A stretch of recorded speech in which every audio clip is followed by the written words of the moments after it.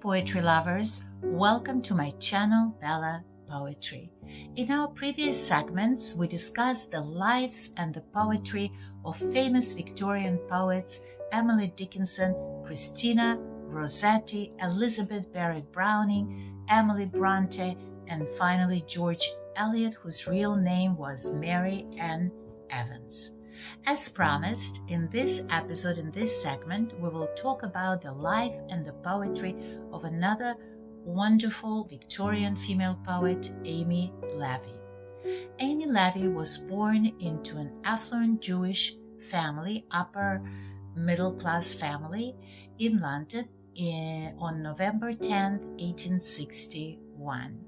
She was the second of 7 children. Her father's name was Louis and her mother's name was Isabella. They happened to be cousins. The father was a stockbroker, and he could afford a great life for his family. Education was very important, but the children mostly received a secular education. Amy was a very bright and articulate child. At the age of 14, she wrote a critique of Elizabeth Barrett Brown's book, Aurora Leigh. And when she was 14 years old, she wrote a poem, Ida Gray, which she published in the magazine Pelican. When she turned 14 years old, she started to attend the Brighton High School run by women activists, and this school greatly shaped her feminist views in the future.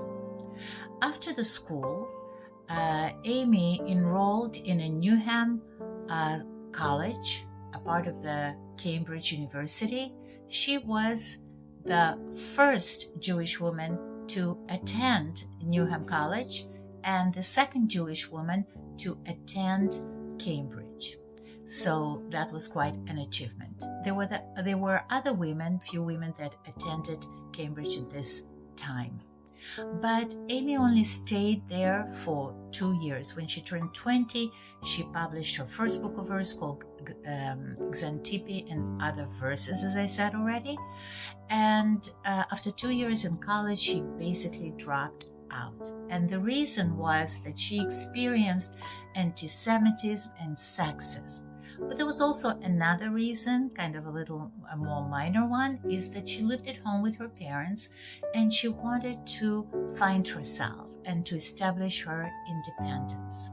So what did she do when she dropped out of college? She went traveling. She had a female companion, and together they traveled to Switzerland, Germany, and Italy. And in her travels, she collected material for her short stories that she started to publish and for her articles. When in between different travels, she would come back home to England and live with her parents in London in Bloomsbury. What did she do when she came back to London? She loved to attend theater. She went to the British Museum Library Reading Room, where she met with all kinds of progressive women, among them Eleanor Marx, who was the daughter of Karl Marx. She attended different meetings, Fabian Society, Fellowship of the New Life, Social Democratic Federation, and Men and Women's Club, and where they discussed different political issues, socialism, feminist issues, and so forth. Amy Levy was not a socialist, and she didn't quite support their radical views, but she loved to engage in their conversations. When she turned 23, Amy Levy published the second book of poetry called A Minor Poet and Other Verse.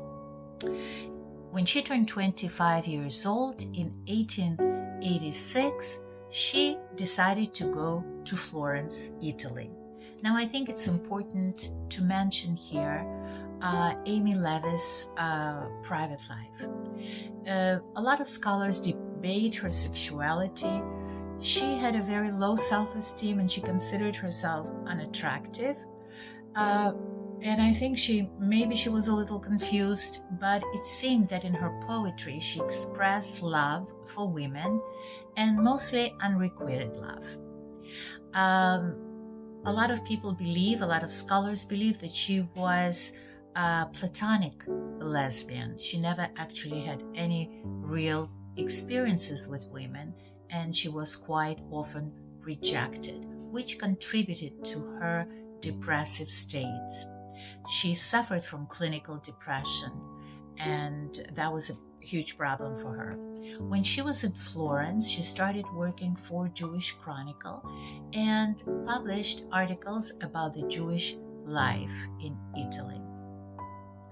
In 1886, while in Florence, she met a woman whose name was Violet Piaget, and she had aka Vernon Lee.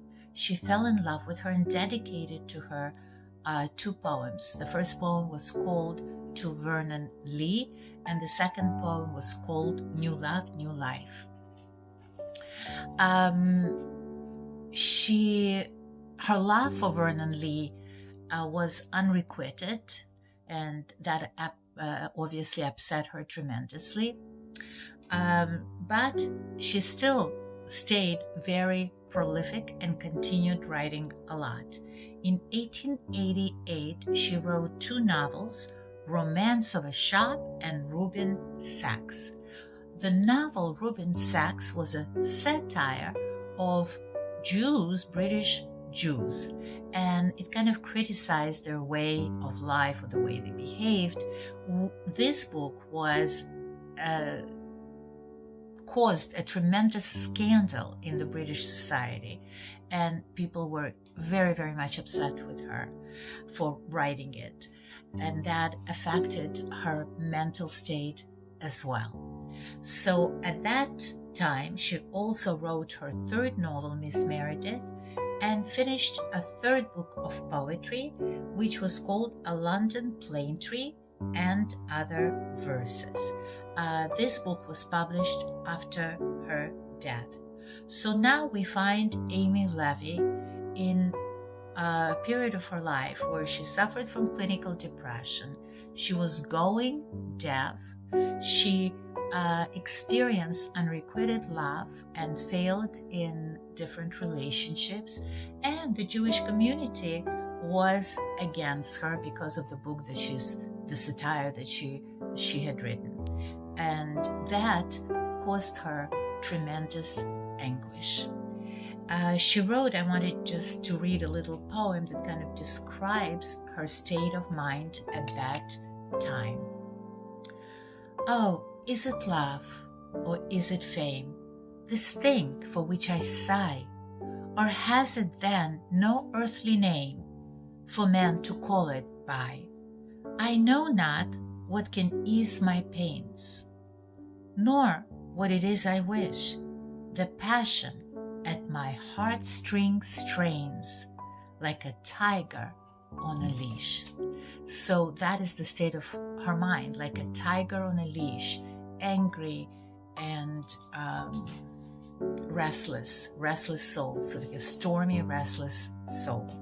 And so on September 27, 1889, at the age of 27, September 10th, 1889, at the age of 27, Amy Levy came home to her parents' house, entered her room, locked the door, locked all the windows to not allow the air in, and went to sleep with a charcoal stove fire burning.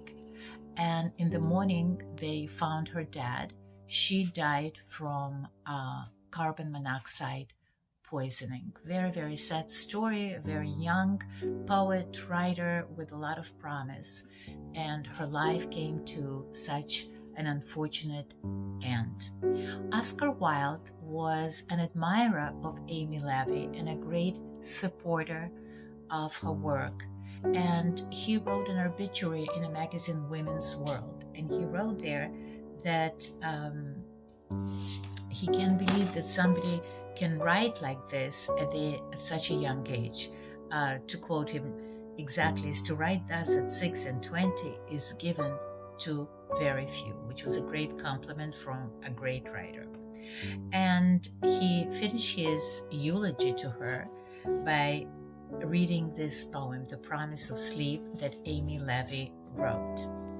All day I couldn't work for woe. I couldn't work nor rest. The trouble drove me to and fro like a leaf on the storm's breast. Night came and saw my sorrow cease. Sleep to the chamber stole. Peace crept upon my limbs, and peace fell on my stormy soul. And now I think of only this, how I again may woo the gentle sleep that promises that death is gentle too. And that's exactly how she died, in her sleep from carbon monoxide poisoning. And we will finish this segment with two of Amy Levy's poems. The first one is called New Life, New Love. She who so long has lain, stone stiff with folded wings, within my heart again the brown bird wakes and sings. Brown nightingale, whose strain is heard by day, by night, she sings of joy and pain, of sorrow and delight. 'Tis true, in other days have I unbarred the door. He knows the walks and ways. Love has been here before. Love blessed and love accursed was here in days long past. This time is not the first, but this time is the last. Hopeless love, unrequited hopeless love. And then a second poem is called A Wallflower. I lounge in the doorway and languish in vain, while Tom, Dick, and Harry are dancing with Jane. My spirit rises to the music beat. There is a latent fiend lurks in my feet. To move unto your motion, love, were sweet. Somewhere, I think, some other where, not here, in other ages, on another sphere, I dance with you and you with me, my dear. In perfect motion did our bodies sway to perfect music that was heard alway. Woe's me that am so dull of foot today. To move unto your motion, love, were sweet. My spirit rises to the music's beat, but the laden demon in my feet. Beautiful poetry. I hope you enjoyed listening to the live of Amy Levy and listening to some of her best poems. This is it for today's segment. Please come back to visit us again, and don't forget to like the segments and to subscribe so that you can receive other segments of Bella Poetry. Thank you for listening and have a wonderful day.